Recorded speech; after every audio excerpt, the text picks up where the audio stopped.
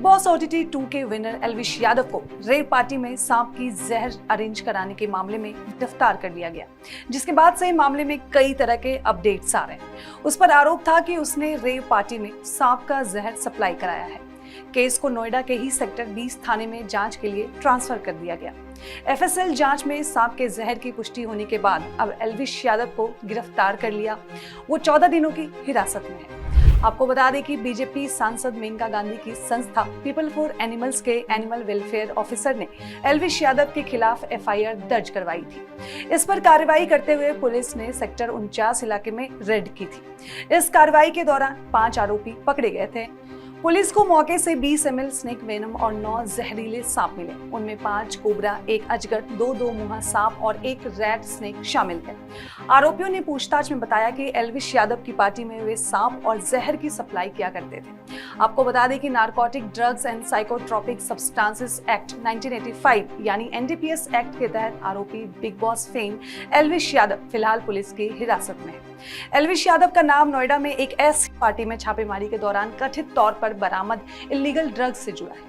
तब से social media पर रेव पार्टी शब्द काफी ज्यादा ट्रेंड कर रहा है। तो इस वीडियो में हम आपको रेव पार्टी के बारे में सब कुछ बताएंगे, साथ ही ये भी बताएंगे कि ऐसी पार्टी में स्नेक वेनम का ज्यादा यूज क्यों होता है। रेव पार्टी का मतलब है एक ऐसी पार्टी जहां हर गैर कानूनी चीजों का इस्तेमाल होता है। ये पार्टियां आमतौर पर आधी रात के बाद शुरू होती हैं और सुबह तक चलती हैं। हालांकि सभी रेव पार्टियां इलीगल नहीं होती हैं, लेकिन जो एक्टिविटीज होती हैं वे ज्यादातर गैर कानूनी होती हैं। रेव पार्टियां में अक्सर कोकीन, पार्टी ड्रग या MDMA, MD, LSD, GHB, cannabis जैसी बहुत सारी दवाएं शामिल होती हैं। लेकिन आजकल रेव पार्टी में सांप का जहर ज्यादा यूज होने लगा है।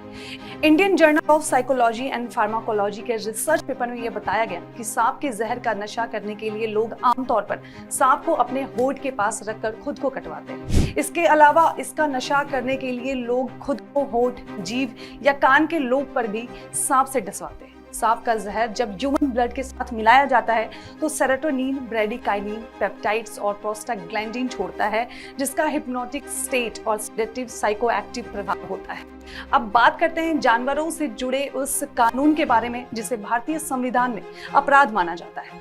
भारतीय संविधान में जानवरों को भी जीवन जीने की पूरी तरह से आजादी दी गई है और अगर इसे कोई बाधित करने का प्रयास करता है तो संविधान में कई तरह के दंड देने के प्रावधान भी मौजूद हैं। जानवरों पर अत्याचार रोकने के लिए भारत सरकार ने साल 1972 में Indian wild life protection act पास किया। इसका इरादा वाइल्ड एनिमल्स के शिकार, मांस और खाल के व्यापार को रोका जाना। इसमें साल 2003 में संशोधन किया गया जिसका नाम Indian wild life protection amendment act 2002 रखा गया। आपको बता दें कि इसमें सजा, जुर्माने और ज्यादा कठोर कर दिया गया। ऐसे ही जानवरों और उनकी रक्षा के लिए बने कुछ कानून के बारे में हम आपको बताएंगे। Prevention on crucial animals act 1960 की सेक्शन 11(1) कहती है कि जानवर को छोड़ने, उसे भूखा रखने, पहुंचाने, भूख और प्यास से जानवर के मरने पर आपके खिलाफ केस दर्ज हो सकता है। Section of Indian penal code 428 और 429 के तहत अगर किसी ने किसी जानवर को जहर दे दिया, जान से मार दिया या कष्ट दिया तो उसे 2 साल तक की हो सकती है। जानवरों को लंबे समय तक लोहे या फिर भारी रस्सी से बांध कर रखना अपराध की श्रेणी में आता है। अगर आप जानवर को घर के बाहर निकलने नहीं देते हैं तो ये भी कैद माना जाता है। किसी जानवर को परेशान करना, चोट पहुंचाना और उसकी जिंदगी में परेशानी खड़ी करना अपराध माना जाता है। ऐसा करने पर 25,000 जुर्माना और 3 साल की सजा भी हो सकती है।